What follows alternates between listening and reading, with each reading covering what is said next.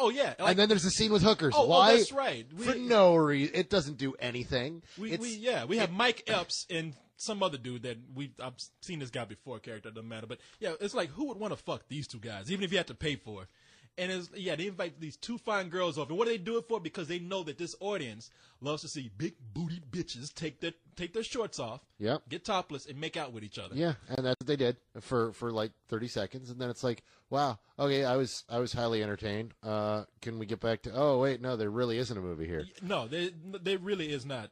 This is the definition of a straight to DVD urban flick. Yeah. I mean, this is something that. Well, except you know what, I will say it had higher production values than those. No, generally, it generally the straight to DVD urban flicks, the ones like Dirty Cops, where they misspell both dirty and cops, like DURTY, yeah. KOPZ. Oh yeah, are they shorten things like instead of about it, it's bout it. About it, yeah. Those are shot for like $20,000, and they have a rapper that shows up like in the end at a funeral scene or something, and then they put him on the box. At least this had production value, but it was completely wasted production value. There isn't any reason for this movie to exist. Which is surprising to me because I would expect more out of a great director like Benny Boom.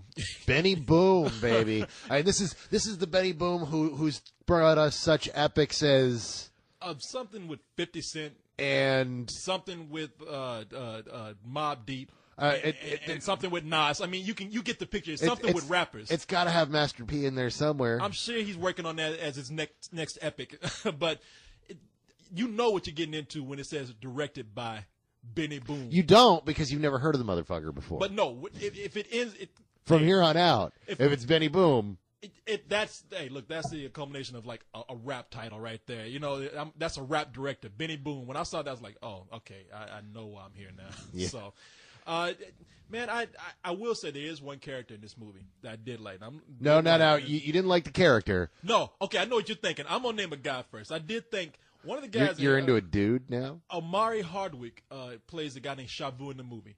I think this is a guy who put everything he had, because this is a guy who hadn't had a role in a long time. He's like, okay, fuck it, I'm in Next Day Air. I'm gonna give it everything I got. He did leave it all out there. Yeah, I mean, and I liked that character because that character was the only one that seemed kind of smart, because everyone is dumb. Well, he was not only kind of smart, but he was human. He had some redemption to him. Yeah, there was a certain level of, dude, I'm doing this, but I really don't want to do this, and why am I surrounded by idiots? Yeah.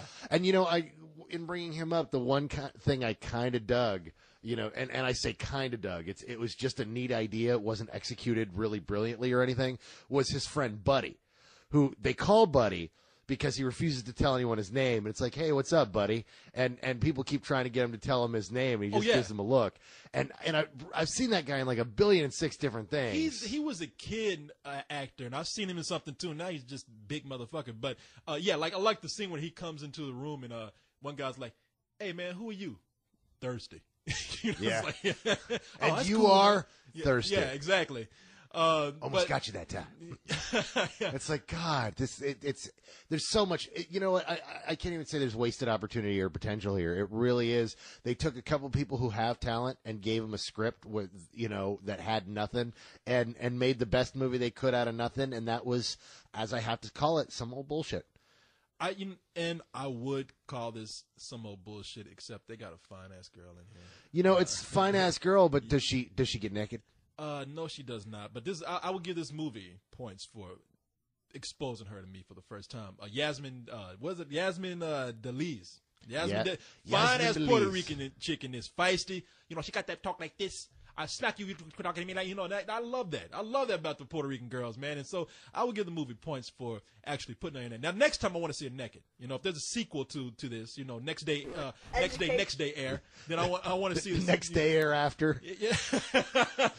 Next Day Air after Friday after. Yeah. Yeah. No, I want to see her topless in that. But I will also give this movie a very low rental, because those people who will go out and rent this kind of movie will probably go and see it at a theater. And if they did pay matinee, because I went to see it today at a matinee, and guess what? People around me just laughing their ass off, man. Oh, see, I saw it in a theater, and there were about a dozen people in there, and nobody laughed throughout the film. Like, it was like silent, and it was eerie.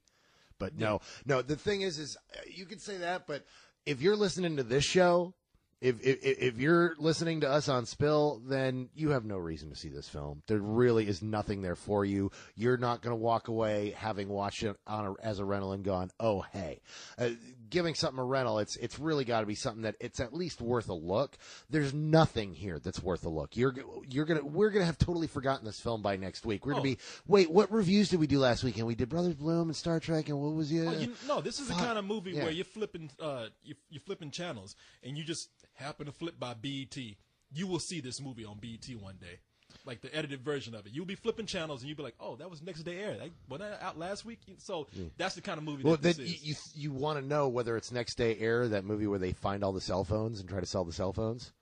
What's that? What was that from the film like 10 years ago? That was How I Got Rich or How I can't even remember the name of it. I don't remember that. It's about two black guys who find a big thing of cell phones and go around selling the cell phones. And then get into trouble. It's the same kind of fucking stupid film. And you saw this ages ago, yeah. Wow, did you see this at a theater? No, okay. I saw it on video. I'm like, what phase were you going through at the time when you saw that? Dude, I watch everything. You know that. Oh, I know. That's why I went to this. Now you went to this because there was a little bit of money to get out of it. Because there ain't no other reason to see this. See, and that's what I'm saying. Some old bullshit. But hey, look, I'm telling you, I got cousins who I'm saying if to your cousins, you can call up your cousins and go, hey, you guys, you might want to rent this. But to these good people listening now, I mean, would you tell Metal Virgin to see this? I would not tell Metal Virgin to see this, but there's a couple of hood rats on here that would appreciate this. Thug Life. Yeah, forever. Yes. I don't even think they'll appreciate this. I know I could call up my cousin Yo-Yo or somebody and say, hey man, you want to watch this? And Yo-Yo. Yeah, and they'd be more than happy. Like I said, if they even saw it at a matinee, they'd be like, hey, that was all right. But coming from the one that they consider the Korey, you being too white, cousin. Yeah. Now, would these be the same people that thought Wolverine was a fun action film? Yes. See, there we go. That's what I'm saying. There we see some old bullshit. But if you split the difference between my matinee and your bullshit, you still get some old bullshit. You get a rental out of that. You can dig deep in that shit. Look up at the top of your screen right now where it says, if it's crap, we'll tell you. Here's me telling you it's crap. Oh, no. If it's coming from me personally. If it's coming from me. It's coming from you. Yeah, no. There was no reason for me to really be in there today. I was in there I tell you, this is the movie. You get one of those movies every now and then where you're sitting in a theater. And it's like early in the day, and you're like wiping your forehead. And you're like, why the fuck am I here? Yeah. And that's no. I actually had that moment while I was sitting in the theater. I'm like, why am I here for this? Is it really worth it? Sun is shining outside. I could be eating brunch right now. I was like, they're playing Star Trek in the next theater. I can almost feel it. That's why I went to go see Star Trek again, because they weren't even doing a midnight of next day air. Yeah.